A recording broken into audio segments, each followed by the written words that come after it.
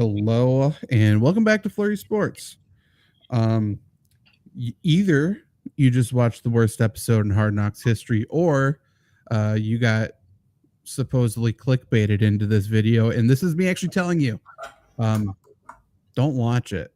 Like this, if for any of the reactions, like the past 4 episodes were definitely good. You know, you watch it, come hang with us, and hear what we thought. You say what you thought of the episode. Everything's good. For this one, truthfully, if you came to this video because you thought you were getting an illegal stream on YouTube, first off, you're a moron. Second off, don't watch it. Like we're actually doing you a favor this time. I promise. Do not watch it. We can give you a very quick bullet point. We'll get into our actual thoughts, but you guys let me know if I'm wrong. Obviously, this is the cut episode. Showed no cuts. No. We showed 2 undrafted wide receivers making the roster. We already knew they were going to make the roster. They talked about them a little bit previously. They just showed clips from previous episodes this time. And then Aaron Rodgers shared a story about UFOs, which is awesome. But that's it. Was that the episode? That was the episode. Like, who the fuck cares about that fucking wall? It's fine. Truthfully, I think it might be a cool idea.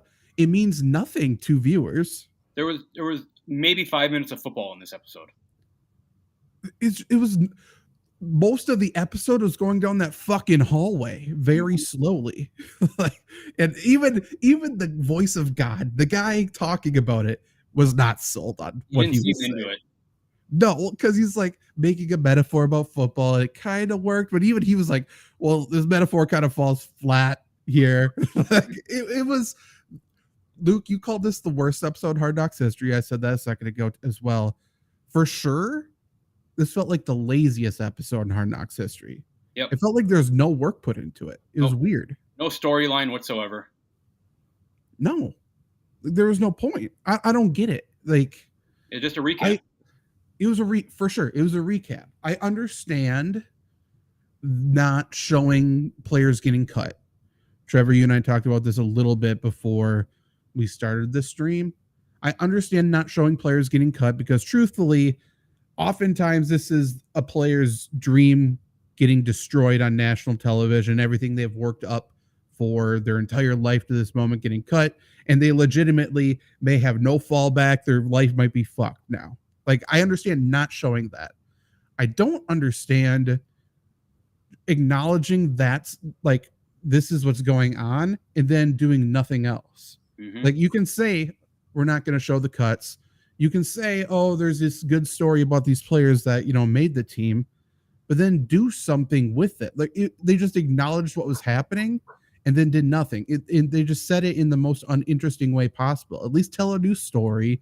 At least go deeper into something instead of just recapping, giving a surface level details. And essentially, it felt like the Hard Knocks crew got kicked out of Jets camp early. Yep. They like, just, you know, scraped together whatever footage they still had. Yep. Yeah, like to your point to what I just said, like, there's no storyline. Like, the only fucking storyline was Tanzel Smart, and that was fucking horrible. The receiver is like, it's cool duo, but do we really need to start off the episode with them hugging every single person in the fucking organization? No. Well, on top of that too, I mean, to your point, it was disjointed. We learned a little bit about Dalvin Cook, not enough to care. There's a great storyline there, didn't touch on it. We randomly threw in the Rodgers UFO story, which was great, but just then give him stories for the whole episode. We saw them go to watch the Michael Jackson show, which was nothing but them kind of singing to the words and half the players not knowing any songs. And then at the end, we saw the wall, and that was it. Like, there was nothing, like, just stick to one part at least. Shout out to the people that were stuck behind the players at the musical. That was the funniest part to me. It wasn't supposed to be funny, but it was the 5-foot girl behind Solomon Thomas. Mm-hmm. I'm like, oh, she paid for this. She paid too much money for this show. Right. And I guess she made it on HBO. That's about it. But yeah, it was uninteresting. And if they knew ahead of time, which I assume they had a plan in place, maybe not, maybe I'm assuming too much, but if they knew they weren't going to show these cuts, and by the way, I think they didn't show the cuts because no one interesting got cut. Correct. Personally. I mean, no one interesting really made the team that was on the bubble either. But no one interesting got cut, so they knew they weren't going to show cuts. That's when you plan or film like these packages ahead of time. That's when you like film something on Sauce Gardner, something Well, on one of these interesting players, more on Randall Cobb's backstory, not just his family in the stands and that he played with Aaron Rodgers. Like, do something, film yeah. it ahead of time. Yeah, to me, there's a couple of missed opportunities in this episode, right? They showed a little sauce with the sauce, but that was like 30 seconds.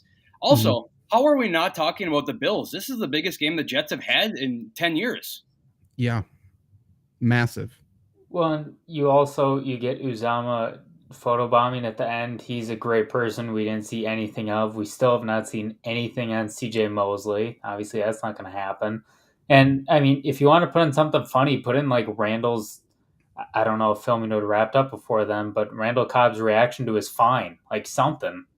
All I'm saying is the first episode without Jerome Cap is by far the worst episode in Hard Knocks history. Is that a correlation? Probably. Maybe one person who I would have loved to hear something from, honestly, was Solomon Thomas. We showed him a lot this episode. It felt like they were going to go into something with him, but then they didn't. They just showed him being like awesome around his teammates. He was like, they didn't talk to him. Yeah, like this whole season, Solomon Thomas is kind of like Oscar in The Office, where he's just kind of a side character and there's just absolutely nothing about him. No, this is a guy too. Like, I talked to some people in the NFL. This is a guy I knew literally nothing about. Yeah. Like, I figured he must have been somewhat cool to hang around the NFL still, but he seems awesome. He seems great. I would have loved to hear more from him. This defensive line room has so much fucking. They're awesome. They're incredible. Between Quinnen Williams and Solomon Thomas alone, like that room has great vibes. Tanzel Smart can't even ruin it. Like, they have great vibes, and just be in a defensive line meeting room and not have it be about Tanzel Smart. That's all we needed. Yeah, I'll stop shitting on the Hard Knock on the crew here, but how is it possible that in 5 episodes we only had 15-second conversation between Aaron Rodgers and Al Woods? Al Woods would have been incredible. We didn't really even acknowledge Breece Hall's presence this series at all. Nope. That would have been something to go into. Lazard got a good 30 seconds this season. Lazard got nothing. No one on the offensive line got anything. Dwayne Brown, talk to him. He's 40. He's seen some shit. Did DJ Reed get any? I don't think so. Like, there's a lot of people here. Like, I like Uzama. Something of note that I wrote down, and I'm glad they showed some of it so I could finally say something about it. Because I know Rodgers has vibed with these tight ends really well, probably the best out of anybody on the team between Uzama and Conklin. So if we're taking anything from fantasy from Hard Knocks, I think we actually kind of need to watch Conklin and Uzama a little bit. But truthfully, I don't know. I thought Hard Knocks started off pretty well in terms of the series, and it felt like this is such a disappointment. It was like a chore to watch today. Today's episode, it's inexcusable. I don't get it. Right. And really, has it not gone downhill since week 3? Or since, the 3rd episode? Like, if we think about last week's episode, like, it was great seeing Rodgers talk shit, but even that episode wasn't that great either. I mean, I just brought up the roster. Talk to Mecole Hardman, please. Just talk to him. Do him. We really didn't get anything about Zach Wilson. Nothing. Like, we talked about how he failed, but they didn't really talk to him about it. Like, nothing with that. He was like Kevin Malone from The Office. Right. I mean, obviously, we're Packer fans, so Adrian Amos, like, would love to talk to him. He's awesome. Like, that was a guy they should have talked to. I don't know. I mean, Thomas. Oh yeah, we talked about last week how Thomas Morstead got cut, but he was going to come back. That's a cut you could tell. That's a cut you could show. He didn't ruin his life, especially if there's a handshake agreement that he's coming back. That would have been incredibly interesting just to see the dynamic of that. Yep. But nope, nothing there. I don't know. I agree. That's the episode. I don't know. It just sucked. Did I write down anything else? The only thing that I wrote down, Zach, was who the fuck cares about the wall? I mean, it looked cool, but we didn't need 10 minutes on it. Right. It would have been a good 30-second segment. It looked cool.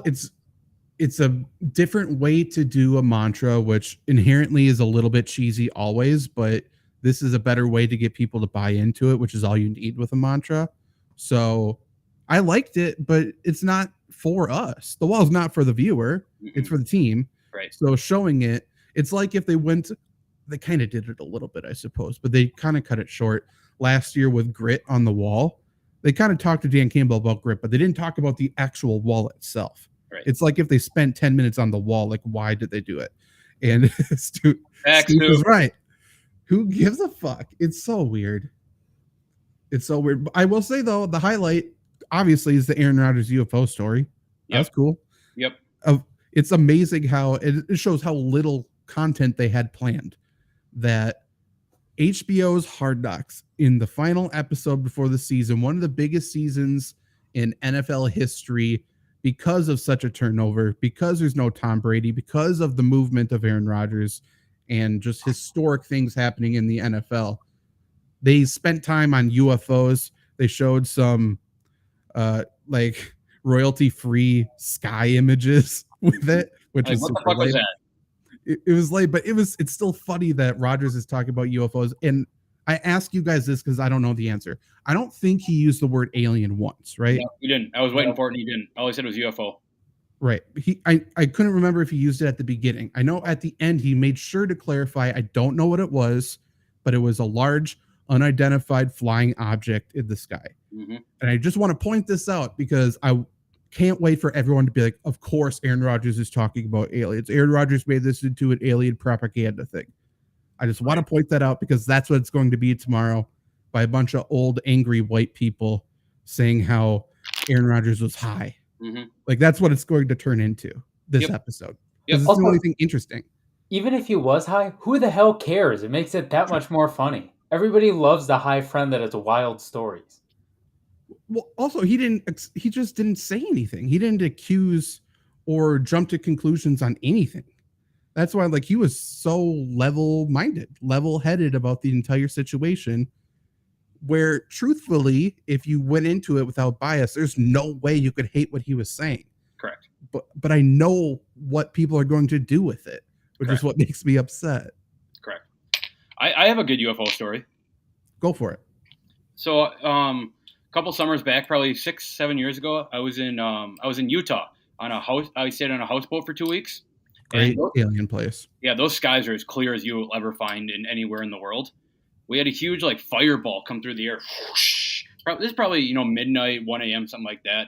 It's pretty cool. And you could like hear after it goes down, you could like hear everyone across in the water. Whoa, what the fuck was that and shit? And then like 4 days later, we left and we went back. We went to Colorado and we looked it up and it was just Chinese space junk. But it was pretty sweet to see like a huge fireball come through the air in that open area. Yeah, that would be wild. Yeah, as long as it's not heading for you. Yeah. No, it was awesome. Yeah, I bet I can find that. I'll look for it on the news. I bet I can find that. Stu, we do need a Trevor and Amaranth date stream for anyone who knows who Amaranth is. We got it. Yeah, let's do it. I'm sure she'd be out. I don't know who that is. Perfect. I think that's better. That's better. Blind date. Yeah. That's such a Twitch comment. I love it. Right. I mean, Stoof, I'm guessing you didn't watch Hard Knocks. If you did, let us know. If you sure he did. Exactly. I'm sure Trevor has no idea who she is. But let us know if you watched it or if anyone who's watching watched it. If you agree with us that this was arguably the worst episode in Hard Knocks history, I would love to know. Or if you're watching after the fact, comment, please. Is there, and I know it's really hard to tell right now, but is there any like team that you guys really want to see next year? I mean, Packers would be cool. Right. It's hard for me not to say the Packers. Right.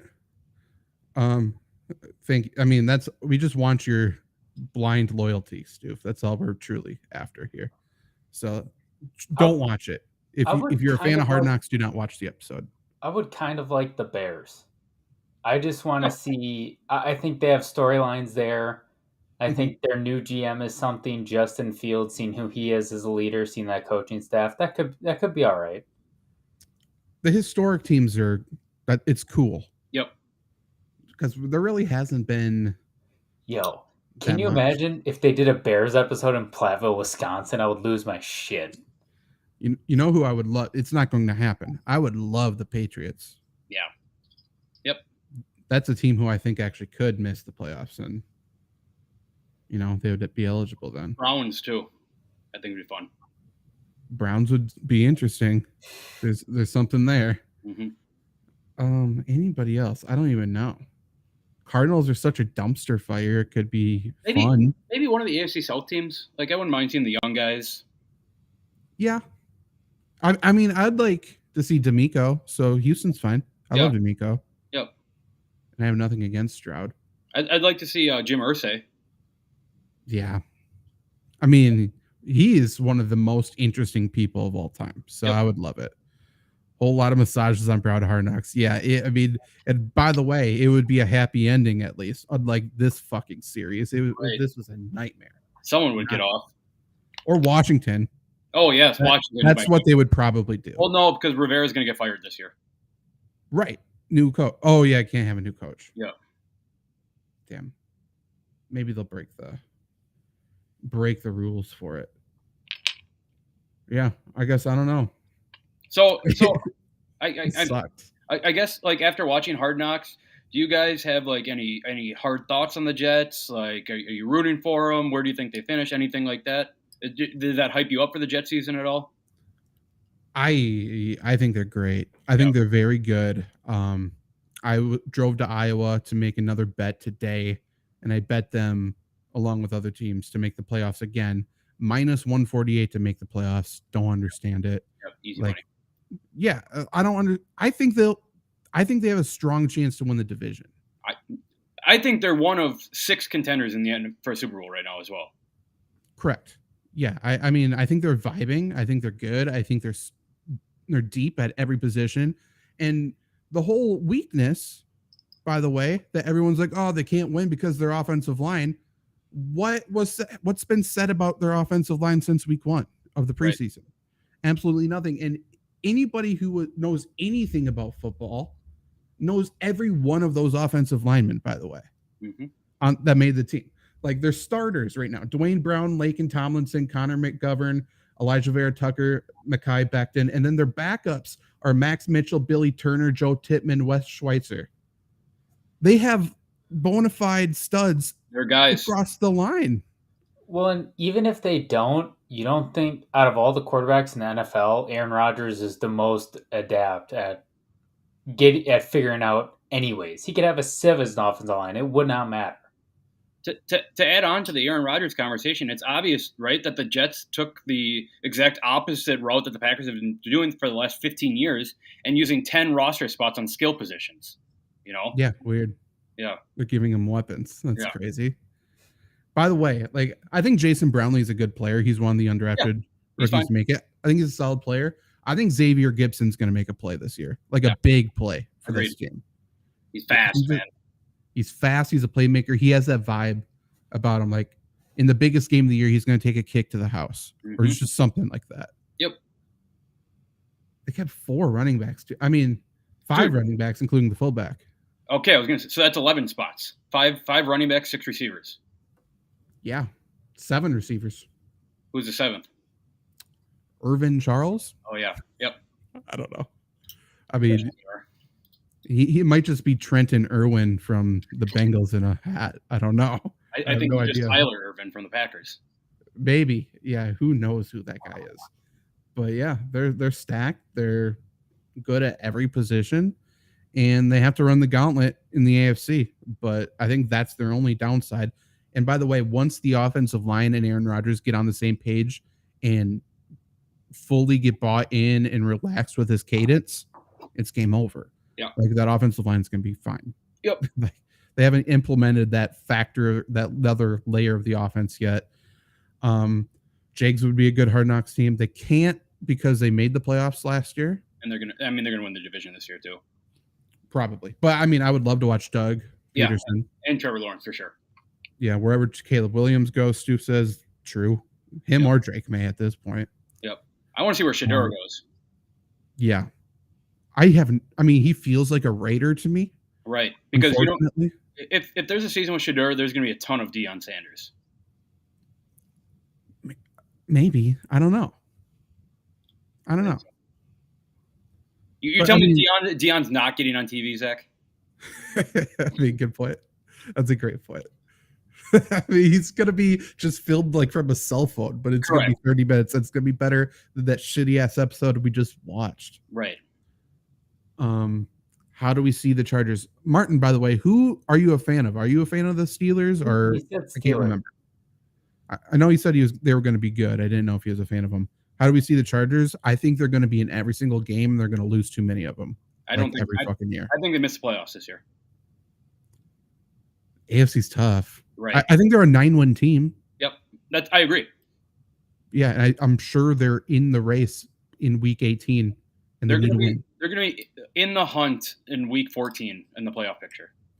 Well, I mean, every team is in the hunt in week 14. They're going to be in the hunt in week 16 in the playoff picture. Cardinals. I mean, that's fair. That's fair. LeVar Ball better than Deion. That should be the new undisputed on FS. We need LeVar Ball on television again. We don't give LeVar Ball enough credit for being a good father. And a good coach. Oh, I don't care about that. He's just a crazy person, and I love that. He is. Yeah, he is like he made his way onto ESPN regularly. Incredible. He just forced himself on there, and there's so much respect for that. I know. He was debating Stephen A. Smith, Zach. I know. They would bring up his high school stats, and he would go right past them. It was incredible. Yeah. They're like, you averaged 1 point a game in college. Didn't faze him at all. Nobody else on earth is saying that they're a better basketball player than Michael Jordan, except for LeVar Ball. Yeah. Forget about that. I mean, I hope I know he ran a business into the ground. However, they're still going. I hope he made a lot of money. I do. That's all I say. I think I read something that he's bringing those shoes back. Yes, he has new shoes coming back, and he has a shirt that says "Success takes balls." LeVar and BBB are back with another attempt to completely take over the shoe game. Yeah, LeVar is back, baby. He's back. I'll be open-minded, but boy, those shoes were bad. Well, it makes sense. Those were worse than like the Starbury. Yeah, Walmart. It makes sense why they're even worse. Playing basketball anymore. Man. Okay. Scrolling up a little bit. How do we see the Chargers? Said that he likes the Bills and the Steelers. I mean, two solid teams, gritty teams. I like it.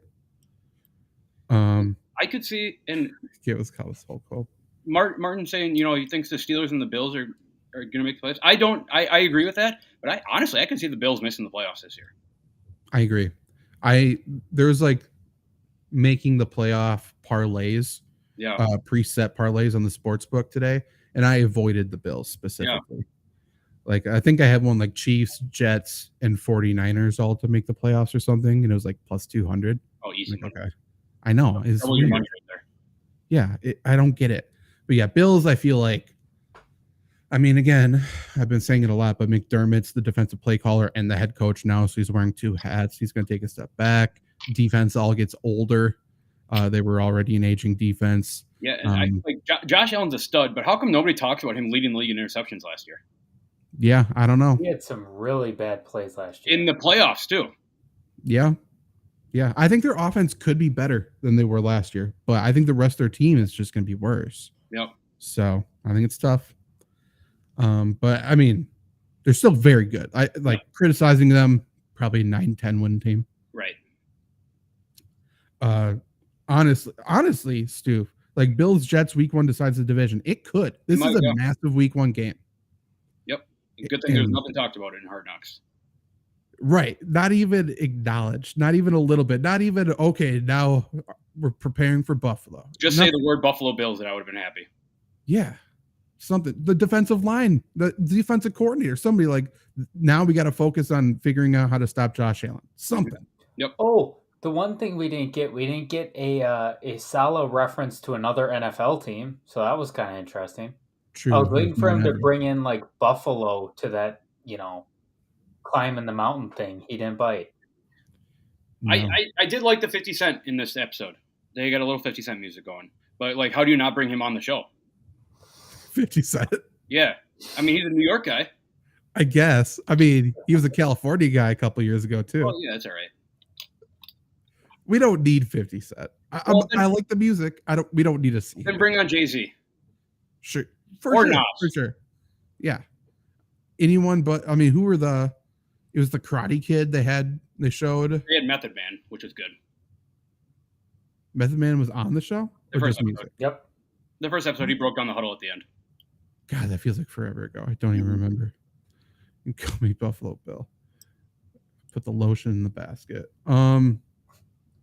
Okay. I mean, I got nothing else. I want to say something.